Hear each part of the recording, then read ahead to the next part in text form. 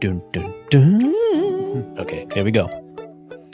Dominic Hasek or Tom Barrasso? Oh, Dominic Hasek. Z Cavarici or Skids Pants? Z Cavarici. Breaking Bad or Boardwalk Empire? Boardwalk Empire. Saved by the Bell or Wonder Years? Tough one. I gotta go Wonder Years. Abraham Lincoln or Thomas Jefferson? Abraham Lincoln. Ready for this one? Blinks, peanut butter and jelly fried dough or Tripoli's pizza? I gotta go with Blinks. I love the peanut butter and jelly. Secretariat or American Pharaoh? Secretariat. And if anyone doesn't know what those names are, those are horses that won the Triple Crown.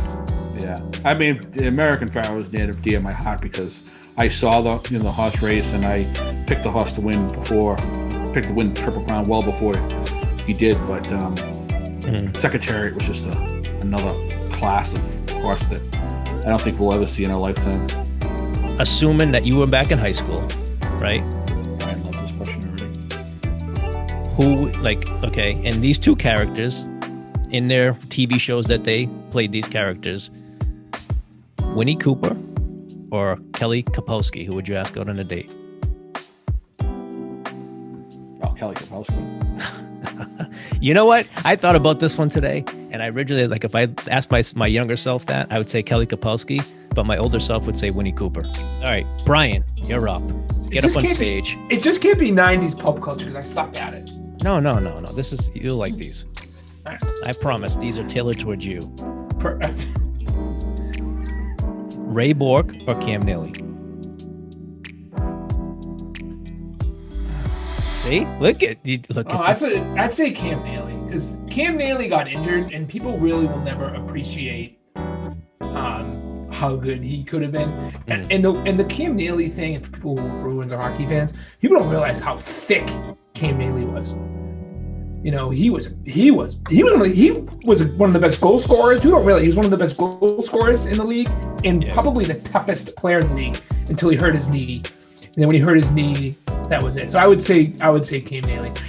Be honest with you, with Ray Bork, when he played against those early 90s teams with the Oilers, the Oilers in 88 and 90, I feel like his speed was a little bit exposed. Mm-hmm.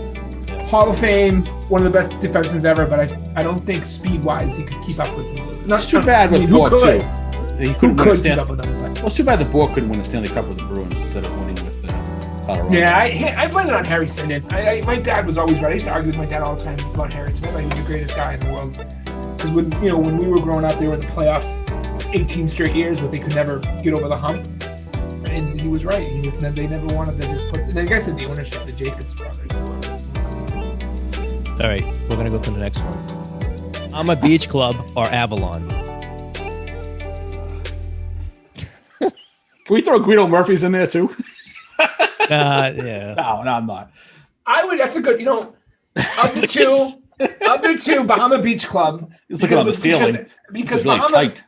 Bahama Beach, huh? What's that? You're really thinking on this one. I mean, you had to look at the ceiling, and you were. Man, I was trying to remember the two because it's fun. I wasn't the biggest Avalon. The Avalon was a little bit on the edge for me, so I was probably more of a Bahama Beach Club. You didn't like the what's it called? Glow sticks. Well, you had to dress up. I felt like Avalon was a little bit more dressier. It was. You could wear jeans and what? Well, I don't know. Well, dress codes I think were different. So yeah, Bahama Beach Club was there. Remember that whole dress code thing? It was like you were going to church. You had to make sure you. That's true. They were still. They made. That was terrible, man. And the sweater vest. The sweater vest was in. Yeah. Brett got turned away a couple of times. Oh yeah, definitely. Van Halen or Motley Crue? Van Halen. Okay. Here we go with this one. Malcolm Butler's interception on the goal line against Seattle Seahawks in Super Bowl 49, 2014, or Edelman's magnificent catch versus the Falcons in 2017, Super Bowl 51. So those are both such incredible timestamps, Brett. That's a tough one. I would have to, if I had to pick between the two, I would say Butler's, because Butler's was the play. That was that was it. That was the game. I knew you were going to say that, but also too, if Edelman didn't catch that, that was part of that next, like they scored next, but that was part like that gained so much excitement when they did that. I think that was an added like motivation there. You should have actually picked the offensive coordinator and the coach for Atlanta as part of that whole equation. Yeah, the play calling.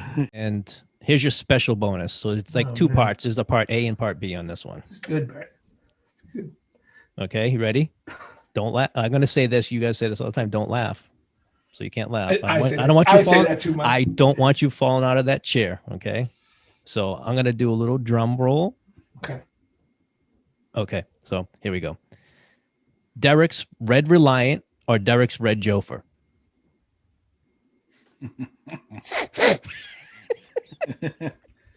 Well, here's the thing about I'm surprised he didn't. So here's my first. I'll laugh. First of all, I love it how he asked me, can I elaborate? He elaborated on the first few questions. So, yeah, I know. Yeah, Brian, really elaborate. Right, here's my feedback on that. Okay. First of all, it wasn't red; it was yellow. He painted it red.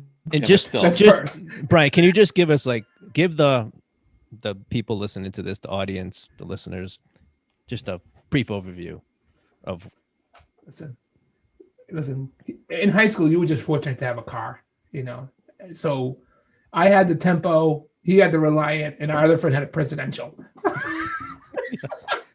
So listen, and I don't. It's truthfully just appreciative to have a car, but I just remember for some reason seeing like a chip of paint on the red, and there was a yellow underneath it. It was yellow when I first got it. So, and my father used to have a blue Reliant, which is probably one of the reasons why I thought it was funny because my dad drove a Volare, which I think Volaris and Reliants were designed the same. There's a whole inside joke there. We could go on and on. So of the two, if I would say what is Derek known for, I would say he's have to be known for the Reliant. But the one thing about the Reliant is the speaker system in that car. You could hear from probably 2 miles when he had the bass going. Because the kicker in that car was the size of my whole garage. I enjoyed that. So for the listeners, this is a car that Derek owned. What was it? Circa 1993, 94. So how long? You had that for like 4 or 5 years, right? Well, no, because when I was in college, I went to Northern Exeter, then went to Salem University, and I switched over in between. So I had it for a period of time. But I remember the car because Brian would always go to Salem State. He'd always knock over the change. You didn't have the Reliant in college, though. No, that wasn't I didn't have it. Not in there. I didn't. Didn't you have the Solara? You had huh? Did you have the black? No. I had a I can't remember what it was, but yeah, it wasn't that. It was it wasn't that. Okay. You bought the Isuzu when you graduated and you hated it, didn't you? Weren't you miserable with the Isuzu? No, I didn't hate it. No. I thought you had all kinds of problems. Something happened at the end. No, at the end there was a problem there was some issues but that's another story for another day. Okay, Brian. So Red Reliant or the Red Jofer? Ah, man, I gotta say the Red Reliant, and I do want to have a picture of that. Okay, and the last one for part B of this question: the red Italian horn hanging from his rearview mirror or his bumper stickers? Oh, that's so much for not laughing. All right, you didn't mention the one thing that is better than both of those because I don't even remember the bumper stickers. Was the dice that he had hanging? Yeah, no, I know. I was gonna do that, but it all kind of. I think the bumper stickers are better. Yeah, but so which one do you choose? My bumper sticker said a lot. What was the bumper sticker? I don't remember. Oh, I had everything on there. Yeah, everything. Like Sabres and that kind of Dodgers. Sports teams. Yeah, it was Italian, everything. Yeah, I had everything. So which one do you choose?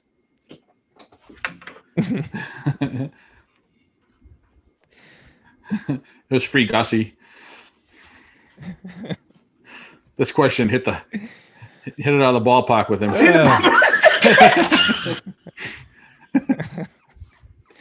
Oh, I'm glad I got him to go. I knew one of those was going to get him. Oh yeah, I was surprised it took this long for him to laugh. I was getting bumper stickers.